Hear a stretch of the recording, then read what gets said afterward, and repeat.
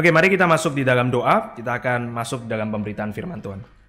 Bapa di dalam surga, kami bersyukur kepada Tuhan untuk kesempatan demi kesempatan yang Tuhan masih berikan kepada kami untuk setiap firman yang boleh kami dengar di dalam gereja ini, untuk setiap firman yang boleh kami baca di dalam renungan kami sehari-hari, untuk setiap firman yang Tuhan masih berikan melalui mimbar, melalui khotbah yang boleh kami dengar. Kiranya Tuhan boleh membawa kami bertumbuh dan boleh makin mengasihi Tuhan melalui pemberitaan firman. Di dalam nama Tuhan Yesus kami berdoa dan mengucap syukur. Amin. Saudara sekalian, hari ini saya akan menceritakan satu bagian firman Tuhan yang barangkali kalau disimpulkan di dalam satu kata itu adalah kata ini, uncomfortable. Bukan nggak nyaman seperti kursi itu nggak nyaman gitu ya, uncomfortable. Tapi uncomfortable di dalam pengertian apa? Di dalam pengertian bahwa kisah ini adalah kisah yang kalau diceritakan, kalau dibaca, kalau direnungkan, itu adalah kisah yang membuat kita merasa nggak nyaman. Kisah ini adalah satu kisah yang nggak gampang untuk dikhotbahkan. Bahkan waktu saya mencari referensi di YouTube dan seterusnya, itu sedikit khotbah mengenai bagian ini, apalagi dari circle gereja Protestan. Karena memang sulit Bapak Ibu sekalian untuk menceritakan atau mengkhotbahkan bagian firman Tuhan yang ini, karena beberapa alasan. Yang pertama adalah karena kisah ini itu sebenarnya ditempatkan secara nyempil di satu kisah yang bukan kisah ini. Maksudnya apa? Bapak Ibu sekalian coba lihat ya, Kejadian pasal 37. Ayat 36, ini kalau Bapak Ibu mengikuti eksposisi dari Pendeta Agudin, maka ini adalah kali pertama harusnya Pendeta Agudin mulai mengeksposisikan kisah Yusuf. Coba ya, 37, Kejadian 37, ayat 36, saya bacakan, LAI terjemahan 2. Sementara itu Yusuf dijual oleh orang Midian itu ke Mesir, kepada Potifar, seorang pembesar Firaun, kepala pengawal raja. Kita familiar, ini kisahnya Yusuf. Ini adalah permulaan dari Yusuf yang akan berkelana jauh secara terpaksa di Mesir dan seterusnya dan seterusnya. Sekarang coba Bapak Ibu sekalian lompat ke pasal 39 ayat yang pertama. Kalau tadi dia dijual ke Mesir ke seorang pembesar Firaun ya Potifar, pasal 39 ayat 1 mengatakan demikian, Yusuf dibawa ke Mesir, lalu Potifar seorang Mesir, pembesar Firaun, kepala pengawal raja, membeli dia dari tangan orang Ismail yang membawa dia ke sana. Nyambung Bapak Ibu sekalian ya, instan. Pasal 37 itu lanjutannya pasal 39. Dan kisah yang saya maksudkan uncomfortable adalah tentu pasal 38. Yang nggak ada kaitan dengan kisah Yusuf. Ini adalah satu kisah yang nyempil Bapak Ibu sekalian di dalam kisahnya Yusuf. Satu kisah yang kalau kita buang, itu kisahnya Yusuf nggak ada masalah. Ini adalah satu kisah yang barangkali itu seperti out of place, spin-off barangkali. Spin-off itu ketika ada satu serial, terus kemudian ada satu kisah yang nyempil sendiri, kemudian biasa dibikinin filmnya sendiri, gitu ya. Itu spin-off. Ini ibarat saudara nonton satu film serial, TV series drakor misalnya, yang episode satunya itu menceritakan tentang karakter A. Kemudian episode 3 sampai dengan akhir season itu tetap bicara karakter A, tetapi episode 2-nya itu bicara karakter B yang kisahnya itu nggak ada kaitan. Jadi ini adalah satu kisah yang pertama uncomfortable, gak nyaman karena memang kisah ini seperti out of place, gak pada tempatnya di dalam kisah Yusuf. Tapi yang kedua Bapak Ibu sekalian adalah karena kisah ini yang barangkali lebih jelas, adalah secara gamblang itu menampilkan sebuah kerusakan di dalam rumah tangga Bapak Ibu sekalian. Sebuah kerusakan di dalam sebuah keluarga, bukan keluarga orang kafir yang gak percaya Tuhan, tetapi adalah di dalam keluarga seorang benar yaitu Yehuda. Sangat gamblang. Alkitab itu nggak suka sugarcoat Bapak Ibu sekalian. Sugarcoat itu membuat satu cerita aslinya misalnya jelek, kemudian dibikin manis supaya kelihatan bisa diterima banyak orang. Alkitab nggak tertarik dengan itu. Bagian ini itu menampilkan very true apa yang terjadi di dalam kehidupan Yehuda yang pahit. Nggak ada filter. Tapi yang ketiga Bapak Ibu sekalian, yang paling ultimat, kenapa kisah ini uncomfortable? Bukan hanya karena penempatannya yang aneh, bukan hanya karena mengungkap umat Tuhan yang bobrok seperti Yehuda, tetapi karena kisah ini itu menampilkan nanti seorang perempuan Kanaan yang image-nya itu buruk, seorang perempuan Kanaan yang kemudian tidur dengan mertuanya di dalam kisah Tuhan. Ini adalah sebuah kisah yang uncomfortable karena alasan-alasan itu. Sehingga orang itu jarang berkhotbah dari bagian ini. Tapi tentu kita percaya bahwa setiap firman Tuhan diberikan oleh Tuhan untuk mengajar kita. Maka kita akan coba nanti mengikuti ayat demi ayat daripada pasal ini. Dan kita akan coba menggali apa yang kira-kira Tuhan mau sampaikan kepada jemaatnya, kepada kita semua. Nah Bapak Ibu sekalian, kisah ini dibuka sebagai berikut. Pada waktu itu, yakni tanda kurung saya berikan di sini, pada waktu Yusuf itu dijual dan bergumul di Mesir, pada waktu itu Yehuda meninggalkan saudara-saudaranya dan menumpang pada seorang Adulam yang namanya Hira. Sekarang coba saudara bayangkan dan ingat kembali eksposisi Yusuf yang pendeta Agudin berikan. Yusuf yang muda itu sedang dikejar-kejar oleh tante Potifar, oleh istrinya Potifar, dijebak sedemikian rupa, dijebloskan ke penjara. Petualangannya itu terpaksa dan berakhir seperti itu di penjara sampai di bagian ini. Sedangkan di adegan berikutnya, kakak yang lebih besar yang menjual dia itu sedang asik-asiknya packing barang-barang dan kemudian pergi bersama seorang asing meninggalkan ayahnya dan keluarganya ke daerah yang asing. Bapak Ibu sekalian, Yusuf barangnya dipackingin, Yehuda itu packing sendiri dan kemudian pergi. Yusuf terpaksa berpetualang, Yehuda keinginannya sendiri meninggalkan keluarganya, meninggalkan ayahnya, meninggalkan tanah perjanjian, tanda kutip, yang akan diberikan kepada mereka untuk berpetualang di dalam adventure pribadinya Yehuda dengan seorang asing. Nah Bapak Ibu sekalian, ini jangan dibayangkan seperti Anda dan saya memplanningkan sebuah liburan, kemudian dengan teman kita rencana untuk pergi ke Bali, kita rencana untuk pergi ke tempat ini dan itu. Beda Bapak Ibu sekalian. Di dalam perjanjian lama ini sebenarnya sesuatu yang gak common. Dan di dalam perjanjian lama, khususnya di dalam keluarga orang beriman, ini adalah sebuah tindakan yang gak pernah diberikan ruang oleh Tuhan. Tuhan gak pernah kasih ruang di mana orang beriman, anak dari Abraham, Ishak, dan Yakub itu untuk kemudian berkelana sendiri di dalam adventure pribadinya. Itu gak ada Bapak Ibu sekalian. Tapi Yehuda itu make his own decision untuk sekarang.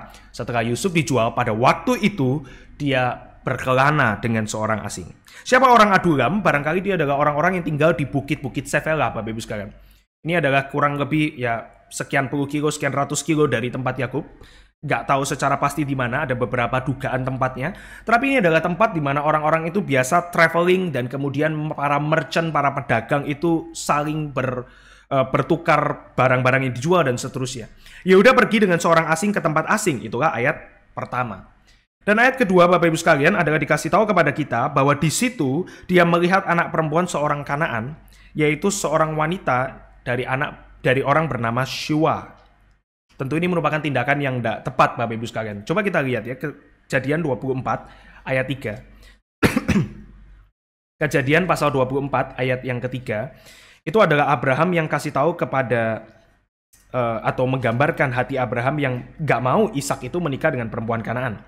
Kejadian 24 ayat 3, supaya aku mengambil sumpahmu demi Tuhan Allah semesta langit dan bumi, bahwa engkau tidak akan mengambil untuk anakku seorang istri dari antara perempuan orang Kanaan yang diantaranya aku tinggal. Ini ngomong sama Eliezer. Kalau Bapak Ibu lompat ke Kejadian pasal 28 juga sama. Di sini bukan Abraham lagi, tapi Ishak itu mengatakan sesuatu kepada Yakub.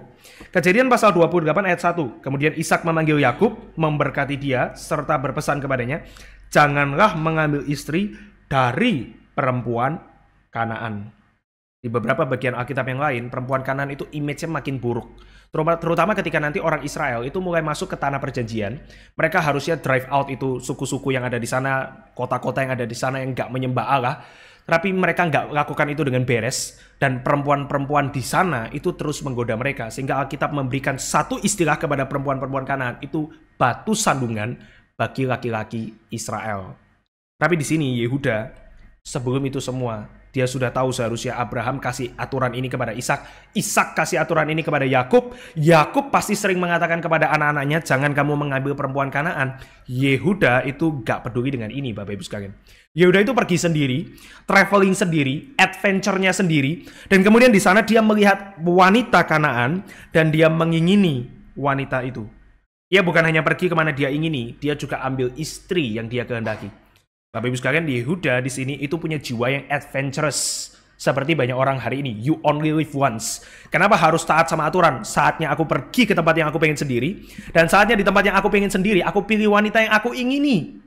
I only live once. Itu Yehuda. Menariknya Bapak Ibu sekalian, istri Yehuda itu nggak dicatat namanya. Shua itu nama bapaknya. Jadi istrinya ini nggak dikasih tahu namanya siapa. Itu tentu maknanya adalah istri ini nggak terlalu penting. Tapi yang penting adalah ini. Nggak lama setelah itu, ayat 3-5, istri Yehuda itu melahirkan 3 anak laki-laki buat Yehuda. Yang pertama adalah yang kedua adalah Onan, dan yang ketiga adalah Shelah. Tapi bagi saya yang menarik Bapak Ibu sekalian adalah kalau kita baca dengan peka, ayat 5 mengatakan demikian. Kejadian pasal 38 ayat 5. Sekali lagi, ini yang ketiga, perempuan itu melahirkan seorang anak laki-laki dan menamainya Shelah. Yehuda sedang berada di Kesib ketika anak itu dilahirkan. Saudara bisa melihat bahwa Yehuda di dalam pasal 38 itu digambarkan sebagai seorang yang jiwanya gak bisa tinggal diam di tempat yang semestinya.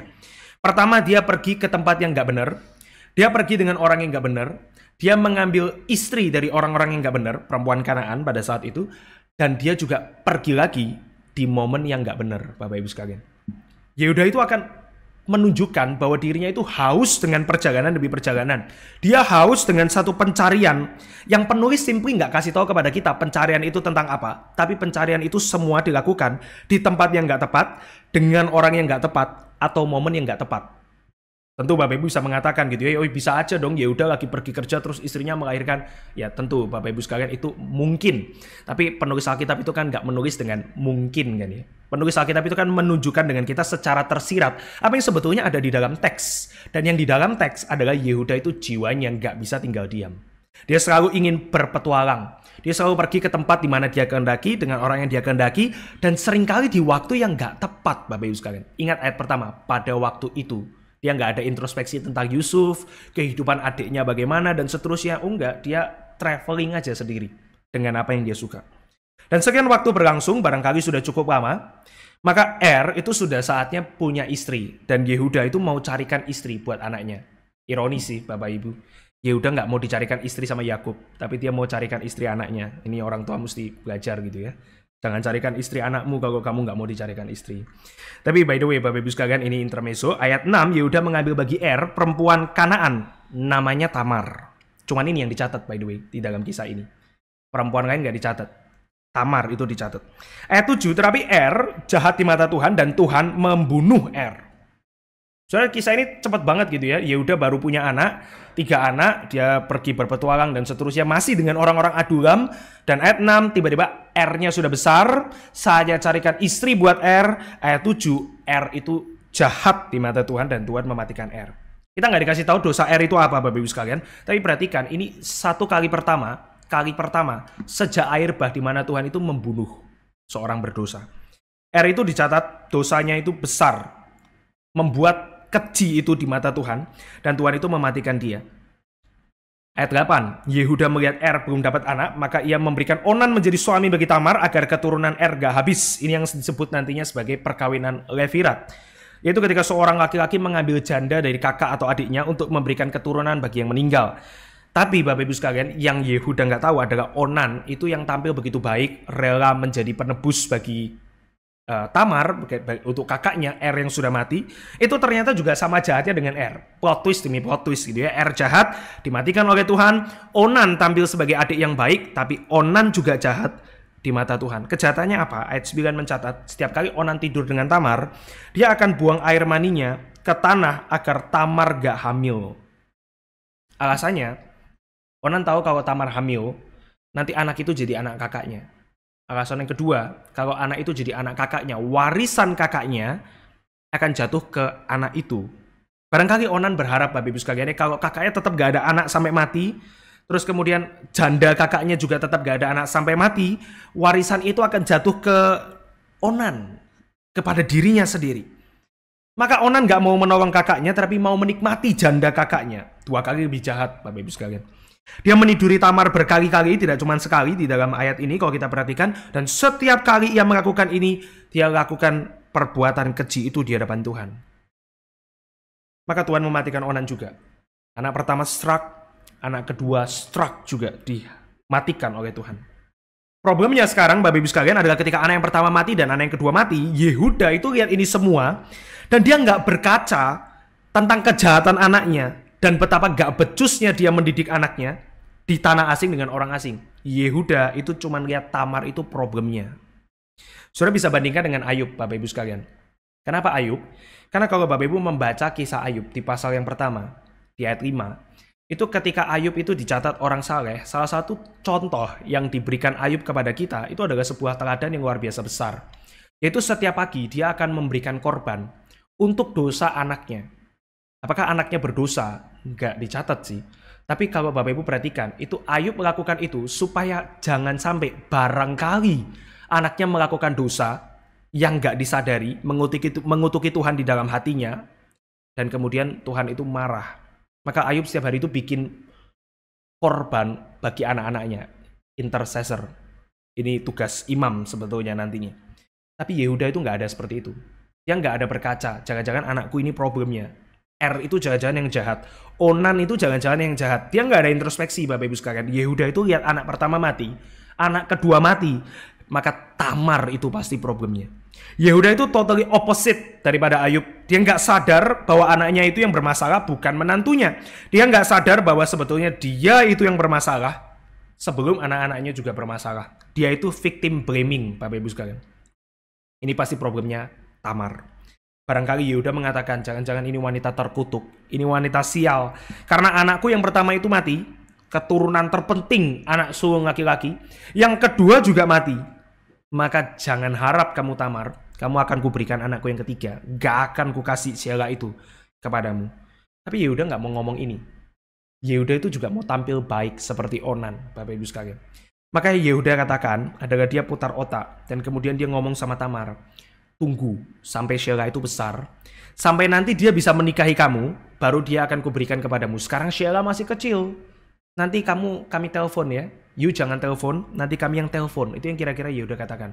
Gak usah banyak cari-cari kita. Nanti kita kasih tahu kamu, kita panggil kamu kalau Shelah sudah siap, karena sekarang belum.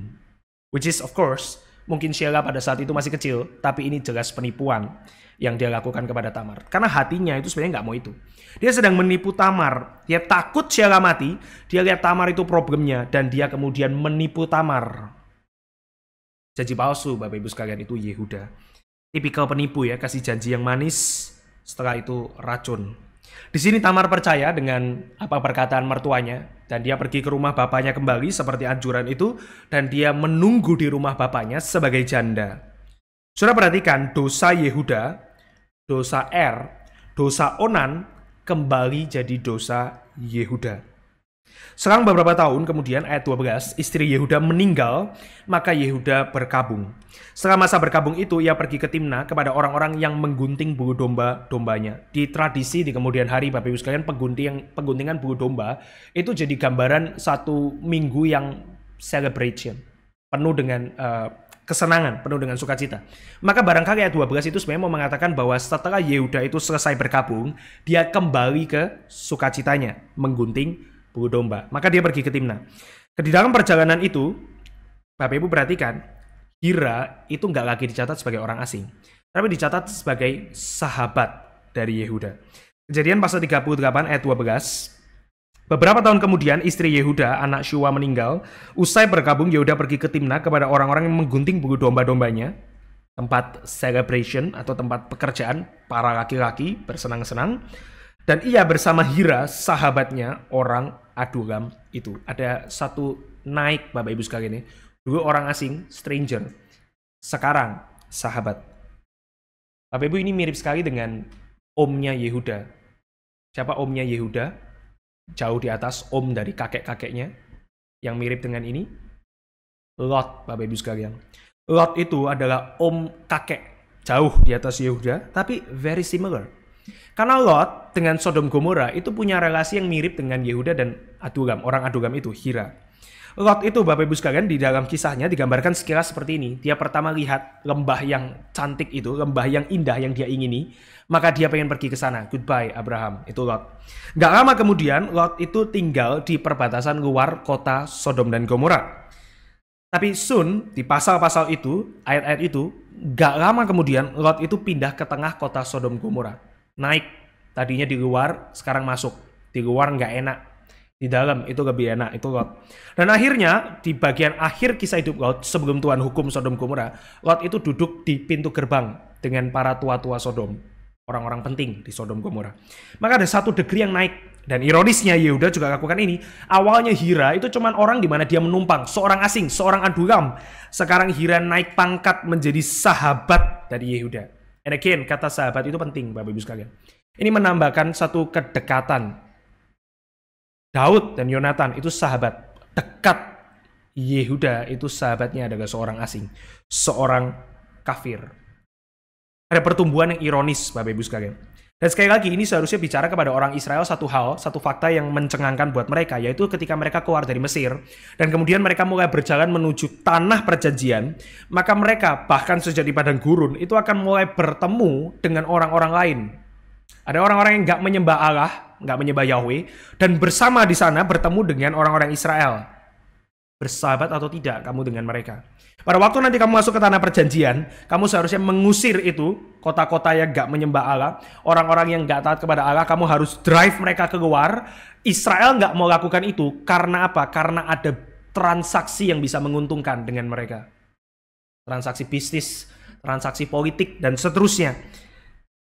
Saudara, ini aplikasinya tentu bukan berarti saudara harus mengusir sahabatmu yang bukan Kristen. Beda Bapak Ibu sekalian. Tapi ini adalah apa? Ini adalah bicara tentang kedekatanmu itu dengan siapa. Yehuda itu punya kedekatan dengan Hira. Very close. Sangat dekat. Bahkan dia sedang meninggalkan semua keluarganya orang beriman untuk sekarang dekat dengan seorang asing yang gak menyembah Allah. Of course, ini bicara kepada orang Israel. Jangan seperti Yehuda. Bapak Ibu sekalian, Yehuda itu bersahabat dengan Hira. Tapi nggak berhenti di sana. Ketika Yehuda itu sedang merencanakan untuk pergi ke Timna, ke tempat pengguntingan bulu domba. Again, satu selebrasi, satu tempat kerja, satu tempat yang ramai para pria. Ayat 13-19 itu ada plot twist dari kisah ini. Yaitu Tamar, the forgotten menantu. Ini sekarang di bioskop ada film Ipar Adalah Maut. Ini menantu adalah maut. Tamar itu ternyata mulai sadar bahwa dia itu sedang ditipu oleh Yehuda. Sudah beberapa tahun dia baru dengar ibu mertuanya itu meninggal. Sheila sudah besar, masih nggak ada telepon dari Yehuda. Sekarang ada orang datang kepada Tamar, kamu tahu nggak mertuamu mau pergi ke Timna loh. Dia mau move on dengan hidupnya. Maka Tamar itu mulai bikin strateginya. Ayat 13 mencatat Tamar mendengar ini, kemudian Tamar yang sudah sadar dirinya ditipu mulai pikir gimana caranya aku mendapatkan hakku. Aku tentu nggak bisa datang kepada Yehuda untuk paksa Yehuda. Siapa sih? Gua cuman perempuan biasa gitu ya. Yang kedua, aku juga nggak bisa memaksa dengan melibatkan orang-orang lain karena Yehuda ini juga orang-orang penting. Yehuda ini juga orang yang berkuasa. Perempuan biasa mana bisa mengconvince seorang Yehuda. Maka dia tahu bahwa seorang yang tidak berkuasa untuk meyakinkan Yehuda, dia mesti pikir cara lain untuk kemudian bisa paksa mertuanya itu kasih haknya dia. Tamar ini mungkin ya perempuan yang sangat eager Bapak Ibu sekalian ya. Tamar itu pikir gimana caranya untuk membuat mertuaku tuh gak bisa lagi berkelok dengan alasan-alasan seperti Sheila masih kecil dan seterusnya. Maka Tamar mengambil keputusan yang sangat berisiko. Ya ini kisah menantu adalah maut Bapak Ibu sekalian. Dia akan tampil sebagai seorang penggoda bagi mertuanya. Maka yang dilakukan Tamar pertama adalah dia menanggalkan pakaian penjandaannya, which is adalah sebuah tanda untuk mengatakan bahwa dia ini gak single and available. Dia gak available untuk didekati orang karena dia sedang menunggu Sheila. Dan yang kedua adalah dia menutup dirinya dengan cadar, veil, berselubung. Ini untuk menyembunyikan identitasnya. Nggak jelas apakah dia berusaha berdandan sebagai pelacur, barangkali enggak sebetulnya. Dia sedang hanya berusaha untuk menutupi identitasnya. Tetapi yang ketiga, ini yang membuat dia kemudian dikira pelacur, adalah dia pergi duduk di pintu masuk Enaim dalam jalan ke Timna. Again, tempat di mana para pria berkumpul untuk melakukan pengguntingan bulu domba dan pekerjaan-pekerjaan lain. Maka Tamar itu sedang melakukan apa yang dilakukan oleh Ruth, tapi dengan cara yang berbeda, Bapak Ibu sekalian. Kalau Bapak Ibu ingat, Ruth itu mengunjungi Boaz dengan resiko yang juga sama besar. Ruth itu berdandan dan seterusnya gitu ya, malam-malam. Tapi Ruth itu melakukan dengan cara yang sangat subtle, Bapak Ibu sekalian. Ruth itu dia mengambil risiko, tapi hati-hati. Dia datang malam-malam, setelah semua pekerja itu selesai kerja, mereka semua sudah tidur karena capek. Ruth itu langsung ke tempat di mana Boaz itu berbaring, terus menyingkapkan selimutnya dan di kakinya Boaz dan seterusnya. Yakin ini, Ruth ini sedang berhati-hati. Supaya jangan apa? Jangan dikira pelacur. Tamar itu approach Yehuda di siang hari barangkali. karena masih dalam perjalanan, berarti belum malam hari. Dia itu melakukan approach-nya ini, penggodaannya ini, sebelum Yehuda itu kerja. Jadi dia belum capek, belum tidur, banyak orang lain, dan dia berpose layaknya pelacur karena dia duduk di persimpangan jalan atau pintu masuk. Jadi Tamar itu nggak careful, Bapak Ibu sekalian. Dia berpose selayaknya penggoda. Tapi kenapa? Bukan karena Tamar itu bodoh. Problemnya adalah karena Yehuda memang bukan Boas, Bapak Ibu sekalian. Kalau Boas digoda dengan cara seperti ini, Boas yang saleh pasti nggak mau sama Ruth. Masuk akal kan ya, Boas itu saleh. Yehuda itu Tamar mungkin tahu, mertuanya ini memang doyan main pelacur. Maka dia tampil sebagai perempuan yang menawarkan jasa. Yehuda itu nggak tahan. Yehuda itu kepincut. Dengan gampangnya, Bapak Ibu sekalian. Ketika Yehuda melihat Tamar yang menyamar, Yehuda langsung mengasumsikan dia pelacur dan ia ingin menghampiri wanita itu. Gak ada kepekaan sebagai umat Tuhan kan. Yehuda itu bukan cuma pergi ke tanah asing dengan orang asing di momen yang gak tepat dan seterusnya. Istrinya meninggal, baru sebentar Yehuda itu sudah mencari pelacur, Bapak Ibu sekalian. Bahkan ada penafsir yang mengatakan Yehuda itu mungkin punya kebiasaan ini, sehingga Tamar itu sebetulnya sekian tahun sudah tahu mertuanya ini orang seperti ini. Again, asumsi kita adalah Yehuda itu nggak pernah jadi contoh selama ini. Dia dulu menikahi wanita asing, menikahkan anaknya ke wanita asing yang sama, yang dia nggak tahu bahwa itu adalah menantunya, juga dia ingini, karena ingin semata. Itu Yehuda, Bapak Ibu sekalian. Gaya hidup bebas, sekali lagi. Simply dia cuma pergi kemana hatinya mau. Dan Tamar tahu ini, maka dia memberikan apa yang hati Yehuda mau. Dengan berselubung, dia menggoda Yehuda. Bapak Ibu sekalian, Yehuda sebetulnya menggambarkan kita semua, yaitu orang berdosa yang akan selalu memilih dosa satu, kepada dosa yang kedua, kepada dosa yang ketiga, dan seterusnya demikian. Seterusnya seperti itu. Apa yang menggerakkan kita? Orang-orang yang berdosa, Bapak Ibu sekalian, Anda dan saya, kita semua, itu selalu digerakkan dengan dorongan-dorongan liar seperti Yehuda. Tentu Bapak Ibu mungkin tidak melacur, Bapak Ibu tidak pergi mencari pelacur, tapi mungkin kita punya ketertarikan terhadap dosa-dosa lain dengan cara yang kurang lebih mirip. Dosa itu terpampang di depan mata kita, ditawarkan begitu vulgar, dan kita tuh nggak ada kepekaan dengan itu. Kita itu nggak ada kepekaan untuk melihat bahwa ini adalah sebuah godaan yang aku harus tolak. Tapi ketika godaan itu datang, bahkan sevulgar apa yang dilakukan Tamar, kita tetap lakukan. Karena kita mengikuti yang hati kita itu mau, Bapak Ibu sekalian. Di sini Yehuda itu ingin tidur dengan Tamar. Tapi perhatikan cerdiknya Tamar. Yehuda nggak sadar dia sedang masuk perangkapnya Tamar. Maka Tamar itu tanya kepada Yehuda yang mau tidur dengan dia. Again, kalau Boas itu digambarkan saleh, dia itu menikahi Ruth karena covenant. Yehuda yang punya covenant, itu nggak peduli covenant untuk seks. Dan dia minta kepada Yehuda, apa yang akan kamu berikan kepadaku? Ironis, sebab Yehuda harusnya kasih Shelah, tapi nggak dikasih Shelah. Sekarang diganti dengan kambing, domba, anak kambing. Tapi kali ini Tamar cerdik, dia minta syarat, dia minta jaminan. Dia minta apa? Dia minta personal belongings daripada Yehuda. Cap materai, kalung, dan tongkat Yehuda. Personal belongings. Yang pada masa itu ekuivalennya hari ini, Bapak Ibu sekalian, adalah paspormu, KTP-mu, dan kemudian mungkin sepatumu dan whatever gitu ya, barang yang kamu suka. Itu yang diminta Tamar oleh Yehuda. Kalau saudara nonton film-film mafia gitu ya, equivalent signet ring gitu ya, cincin yang kemudian buat cap, cincin yang menandakan oh ini bosnya ini yang punya kelompok ini dan seterusnya, ini yang punya daerah ini, perusahaan ini dan seterusnya, itu tanda seorang penguasa. Yehuda punya ini, dibikin unik buat punyanya Yehuda, dan Tamar minta.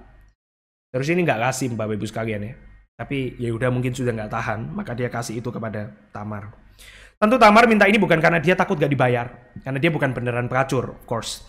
Dia minta ini karena dia punya rencana yang lebih besar, yaitu untuk mendapatkan haknya sekarang dengan caranya sendiri. With her own hands, dia akan mendapatkan haknya. Maka setelah mereka tidur bersama, dicatat Tamar itu mengandung, artinya dalam satu kali itu mereka berhubungan seks, Tamar itu mendapatkan anak. Dan seketika setelah itu dia pakai lagi pakaian kejandaannya. Dan pergi ke rumah bapaknya barangkali sebagai janda lagi. Bapak Ibu sekalian, ayat 20-23, Yehuda kemudian bangun dan dia coba bayar gitu ya. Dia coba bayar. Mungkin reputasi pembeli jasa pelacur pun juga harus dijaga gitu ya. Yehuda coba bayar ini dengan dia meminta Hira untuk kemudian cari pelacur yang aku tiduri, pelacur bakti itu di dalam bahasa aslinya.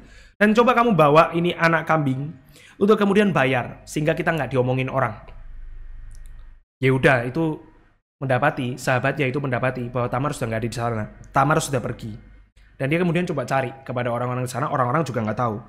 Dan Yehuda nggak cari lebih jauh, karena dia akan jadi bahan tertawaan orang-orang mencari pelacur sedemikian rupa.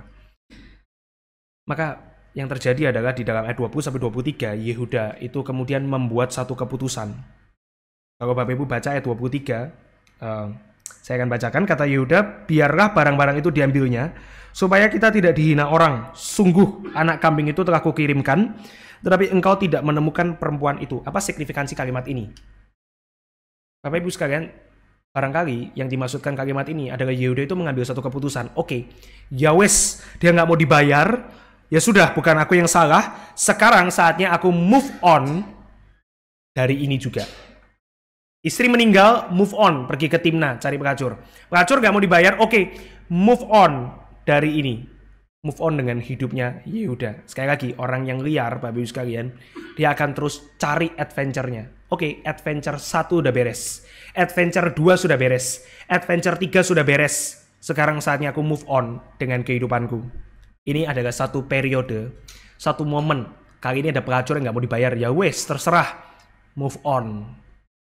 Karena masih ada hari besok, itu kata Yehuda.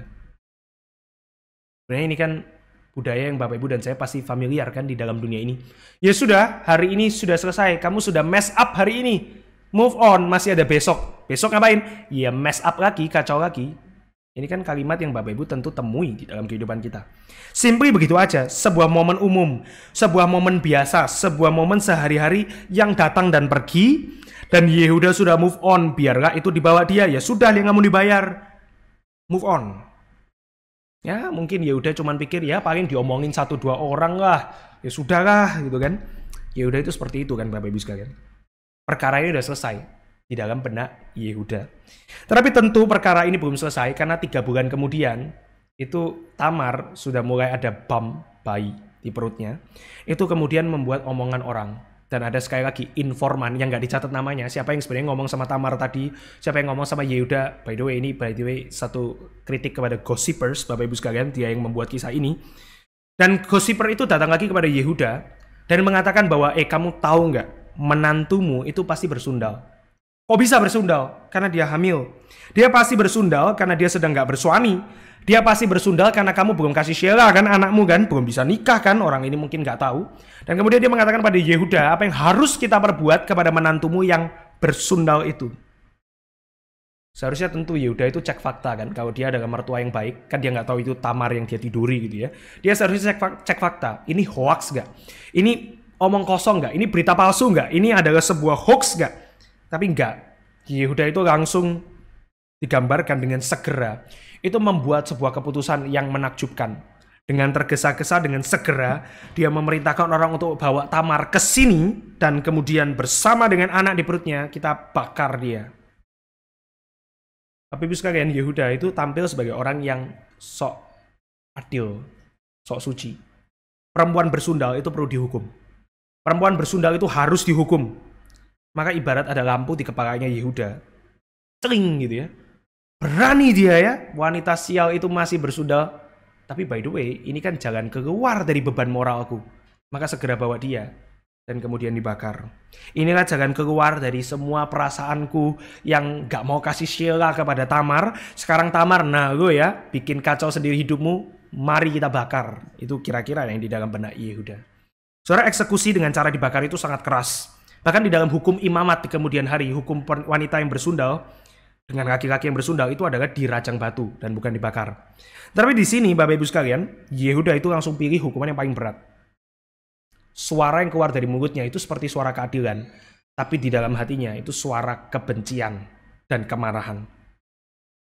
Nantinya di Perjanjian Lama cuma 2 kasus yang akan mendapatkan hukuman bakaran. Yaitu yang pertama incest dengan mertua. Imamat 20. Dan di dalam Imamat 21 itu adalah ketika anak perempuan imam itu bersundal. Tapi seharusnya yang dilakukan Yehuda itu nggak seperti ini. Yehuda itu menunjukkan bahwa dari dalam hatinya yang penuh kemarahan dan kebencian, keluarnya itu seolah-olah keadilan, tapi sebetulnya itu anger, bukan justice, Bapak Ibu sekalian. Ini adalah sesuatu yang lahir dari ketidaksukaan dia kepada Tamar yang sekarang seolah mendapatkan jalan keluar. Tapi perhatikan bahwa Yehuda itu tetap tampil sebagai seorang suci di dalam kisah ini. Dia tetap tampil sebagai seorang yang ya iya sih memang di tanah asing, tapi aku tetap Yehuda. Aku tetap orang besar loh. Aku tetap orang Kristen loh, bahasa yang mungkin Bapak Ibu familiar dengan hari ini. Bahkan bukan cuma Kristen, aku orang reform. Tapi di dalam hati Bapak Ibu jangan-jangan yang menggerakkan kita itu seperti Yehuda. Kemarahan dan kebencian. Bukan keadilan, bukan kesucian. Karena dia sendiri juga yang memakai jasa pelacur kan. Dia sendiri juga ada orang nggak bener kan. Tapi dia itu tampil seolah-olah kayak kok berani-beraninya itu Yehuda itu bersundal dan Tamar itu bersundal dan seterusnya. Bapak Ibu sekalian, di sini kita belajar bahwa teriakan kemarahan bisa tampil sedemikian rupa seperti teriakan keadilan. Bukan untuk kemudian saudara mengatakan, iya Pak, itu benar, itu Bapak, itu Ibu, itu juga kalau ngomong begini, itu sebetulnya motivasinya buruk Pak. Coba kita berkaca kepada diri kita masing-masing Bapak Ibu sekalian. Bapak Ibu dan saya mungkin juga lakukan hal yang sama. Sebelum kita tunjuk orang lain, iya Pak, itu orang memang kalau ngomong, itu motivasinya buruk itu. Coba kita bicara dengan hati kita masing-masing.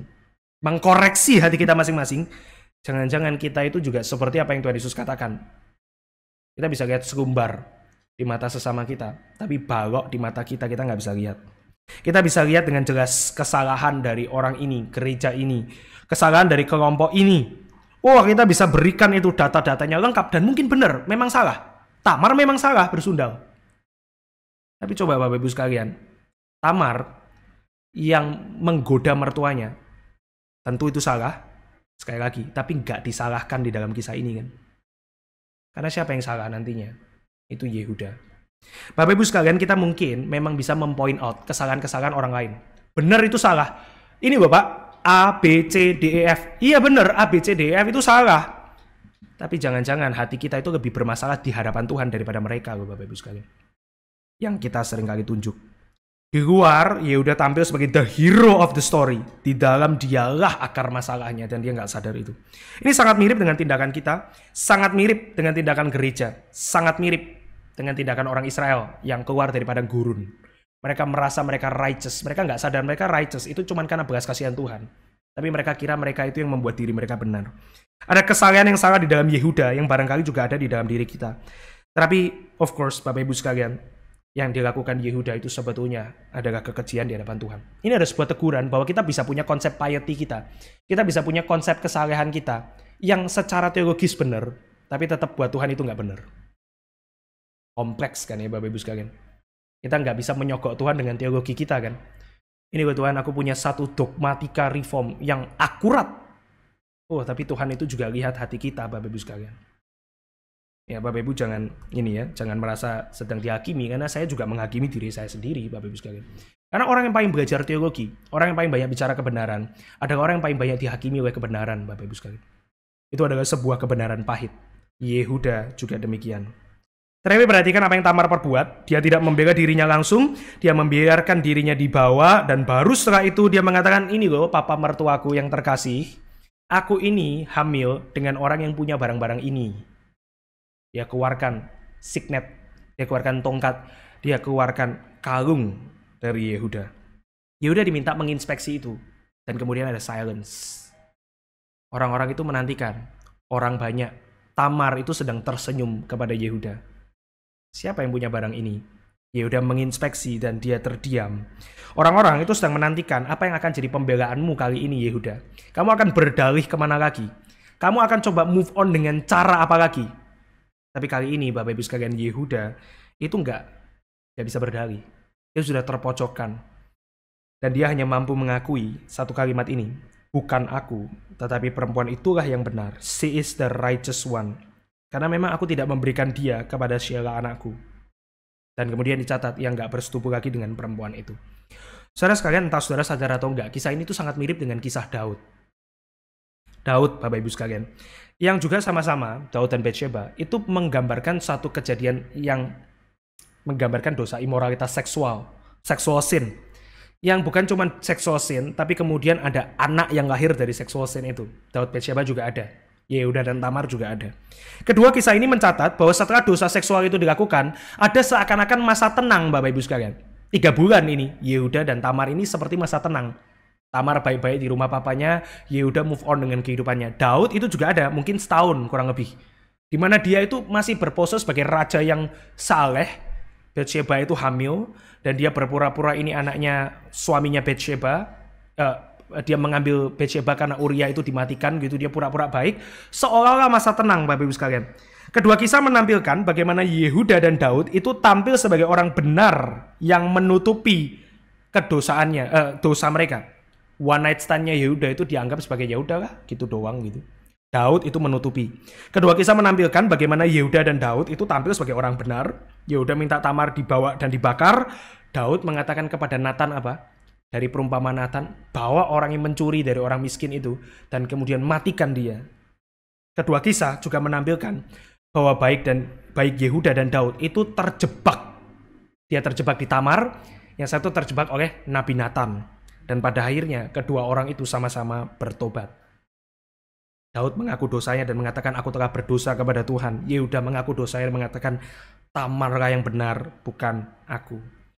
Bapak Ibu sekalian, kisah ini itu kemudian digambarkan begitu cepat kan oleh penulis. Dosa, satu titik pertobatan. Soalnya nggak adil gitu ya.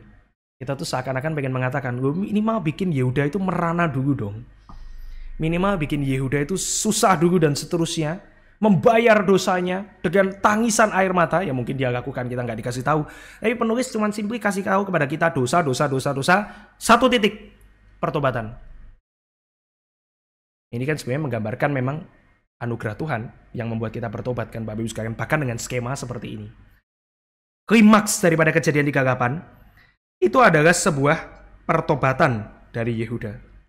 Dan kalau Bapak Ibu baca di dalam skema kisah Yusuf, maka nanti pertobatan ini itu akan dipakai di dalam keberlanjutan kisah Yusuf ketika dia bertemu lagi dengan saudara-saudaranya. Yehuda sudah different man di sana. Dia sudah berubah. Yehuda sudah kembali ke rumah papanya. Yehuda bawa anaknya. Yehuda itu bawa keluarganya. Dan kemudian nanti bahkan ketika papanya itu gak mau kasih Benyamin dibawa ke Mesir, Yehuda itu rela memberikan anaknya demi janji dia akan bawa pulang Benyamin. Different man. Bertobat Bapak Ibu sekalian. Klimaks kejadian 38 adalah pertobatan. Dan kisah ini ditutup dengan kelahiran anak Yehuda, yaitu Peres dan Zerah. End of the story. Sekarang saya mau tanya pada Bapak Ibu sekalian, menurut Bapak Ibu, apa yang sebenarnya mau disampaikan oleh kisah ini? Sekarang kita mulai dari yang obvious, yang jelas Bapak Ibu sekalian. Pertama tentu, sangat jelas bahwa kita bisa mengatakan Yehuda itu nggak beres dengan banyak pilihan hidupnya. Coba kita pikir-pikir Bapak Ibu sekalian, pasal 38 itu sebenarnya mengcover puluhan tahun kehidupan Yehuda. Dari dia lajang, sampai dia punya anak, sampai anaknya bisa menikah, sampai anaknya mati, dan sampai dia punya anak dengan menantunya. Ini puluhan tahun. Paling sedikit 20 tahun, Bapak Ibu sekalian. Tapi, 98% kisah hidup Yehuda, itu cuma bicara satu hal. Bahwa you jangan jadi seperti Yehuda. Obvious. Ya iya sih, pertobatan di akhir. Tapi kamu mau punya hidup seperti Yehuda? Ya nggak mau lah. Mau 98% hidupmu itu dipakai secara negatif. Ya nggak mau lah. Kita lebih pengen seperti apa? Seperti pasal 37 sampai pasal 39 dan 50. Yusuf, kesaksiannya banyak, sama-sama puluhan tahun, tapi puluhan pasal. Karena kesaksiannya banyak. Yehuda itu enggak seperti itu. Dia pergi ke tanah asing, sekali lagi seperti Lot. Dia bersahabat dengan orang asing, menikah dengan orang asing, mencarikan istri asing, mencurangi menantu asing, berzina dengan pelacur asing. Puluhan tahun hidup Yehuda itu disimpelkan di dalam satu kalimat tadi. Jangan seperti Yehuda. Umat Tuhan, umat Israel, gereja, jangan seperti Yehuda. Sedangkan kalau kita bandingkan dengan Yusuf, nah ini jadilah seperti Yusuf. Kisahnya ditaruh di kisah Yusuf untuk kasih kita kontras bahwa Yehuda itu gak sebaik Yusuf. Jelas kan ya Bapak Ibu sekalian ya. Puluhan tahun cuma satu pasal loh, satu lembar. Yusuf itu berlembar-lembar, kesaksian hidupnya melimpah. Dari Yusuf yang taat, melawan godaan Tante Potifar, setia di penjara, menafsir mimpi, memimpin dengan baik Mesir di bawah Firaun. Yusuf itu kesaksiannya banyak. Wah ini mandat Injil, mandat budaya ini Yusuf. Yehuda ini terseok-seok, karismatik mungkin dia gitu ya. Yehuda itu banyak nggak beres, penuh dengan penyimpangan. Yusuf itu penuh dengan ketaatan. Obvious Bapak Ibu sekalian, kamu mau jadi seperti yang mana? Saya mau jadi seperti yang mana? Yusuf dong. Tapi of course penulis sebenarnya memberikan ini untuk mengatakan kepada kita, sebenarnya kamu tuh lebih mirip yang mana sih? Lebih mirip Yusuf atau lebih mirip Yehuda?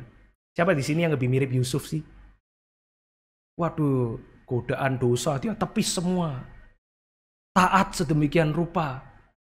Kemudian dia itu diberkati, kemudian dia memberkati. Wah, kita ini nggak mirip Yusuf lah Bapak Ibu sekalian. Ya mungkin 1 dari 100, 1 dari 1000 mungkin. Yehuda itu ditaruh setelah kisah Yusuf, persis 1 pasal, untuk kasih tahu. Meanwhile, pada saat itu ada Yehuda loh, orang Israel, kamu tuh lebih mirip Yehuda. Gereja, kamu tuh lebih mirip Yehuda. Itu yang mau dikatakan oleh bagian ini, Bapak Ibu sekalian. Maka mari kita mengoreksi diri seperti Yehuda.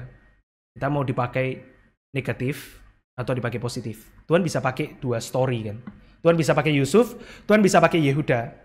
Kita mau dipakai seperti yang mana? Kalau kamu dipakai seperti Yusuf, ya kamu harus taat. Kamu harus berjuang sedemikian rupa untuk taat, menjaga kekudusan, menjaga hidup suci, dan seterusnya. Itu Yusuf. Ini yang obvious, Bapak Ibu sekalian. Sekarang ke hal kedua yang gak obvious dari Kejadian 38. Yaitu sebetulnya kita nggak boleh membaca Kejadian 38 sebagai satu kisah tunggal yang berdiri sendiri. Karena kalau kita lakukan ini, paling jauh seperti yang tadi. Jangan jadi Yehuda loh, jadilah Yusuf. Tapi kita akan selalu mengatakan, mana bisa sih gua itu seperti Yusuf. Itu kan biblical figure. Itu kan pahlawan iman. Itu kan tokoh Alkitab. Wah, saya ya jelas bukan Yusuf lah ya. Saya juga jelas itu nggak bisa seperti Yusuf. Atau sama Bapak Ibu sekalian, kalau Anda membaca kisah seperti Daniel, saudara akan menemukan ini ideal luar biasa, ideal luar biasa. Dan saudara akan membuat kesimpulan ini kan, itu kan Daniel. Atau saudara baca kisah hidup daripada Ayub, itu kan Ayub. Makanya nggak obvious Bapak Ibu sekalian, sebetulnya kita nggak boleh baca Kejadian 38. Meskipun tadi kita bisa menarik aplikasi yang baik, kita nggak boleh baca Kejadian 38 itu separated, terpisah dengan Kejadian 37, atau bahkan dengan seluruh teologi di dalam kitab Kejadian. Yaitu konsep yang sering kita sebut sebagai konsep covenant. Kita nggak boleh baca Kejadian 38 itu lepas dari konsep covenant teologi. Bahwa ini Bapak Ibu sekalian, pada akhirnya kita tahu secara singkat, berkat dari Abraham yang Tuhan berikan kepada Abraham, itu turun kepada Ishak, itu turun kepada Yakub, dan kemudian diberikan kepada anak-anak Yakub atau Israel. Tapi nggak sesimpel itu. Kalau Bapak Ibu peka dengan kisah di dalam kitab Kejadian, toledot itu, maka sebetulnya nanti ada 2 garis penting di dalam kehidupan keluarga Yakub. Kalau Bapak Ibu ada guru sekolah minggu, pasti Bapak Ibu tahu. Yaitu berkat yang diberikan kepada Yakub dari Abraham dan Ishak. Itu kemudian dibagi kepada anak-anak, betul. Tetapi juga dibagi kepada 2 garis khusus. Yaitu garis Yusuf, di mana dia mewarisi berkat tanah, dan garis Yehuda, di mana dia mewarisi berkat raja-raja. Bapak Ibu sekalian, apa maksudnya? Secara deeper dan more spiritual way, Yehuda itu yang mewarisi berkat covenant untuk mendatangkan redemption, penebusan. Raja-raja. Maksudnya apa? Terus kaitannya dengan apa yang saya mau sampaikan. Sekarang coba saudara tempatkan seperti ini ya, secara simple. To put it simple, mana kisah yang saudara lebih suka?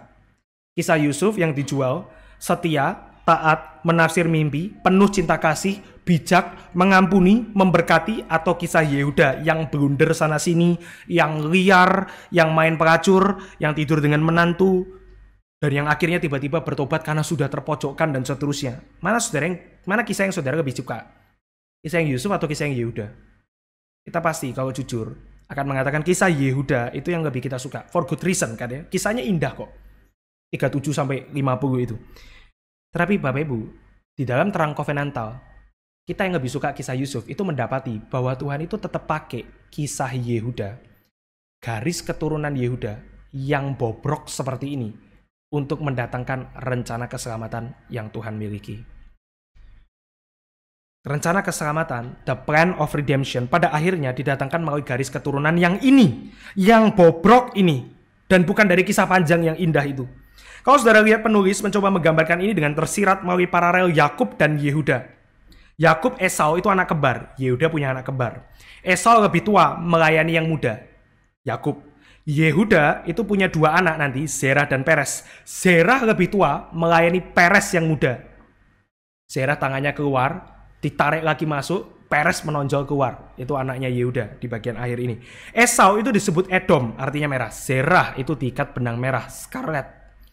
Tamar seperti para ibu matriark yang lain, itu nampak gak bisa punya anak karena kesalahan orang lain kan, gak bisa punya anak. Tapi akhirnya mendapatkan anak dengan cara yang unik. Seperti para ibu-ibu perjanjian, semua rata-rata gak bisa punya anak, kemudian mendapatkan anak dengan cara yang unik. Yakub itu mendapat berkat dengan menyamar. Tamar itu memaksa berkat itu turun dari Yehuda dengan menyamar. Kehidupan Yakub itu penuh drama. Yakub itu juga gak beres. Kehidupan Yehuda itu juga penuh drama. And yet mereka mewarisi janji. Saudara kan lebih bisa melihat kehidupan Yehuda dan mengatakan like father like son daripada saudara lihat Yusuf.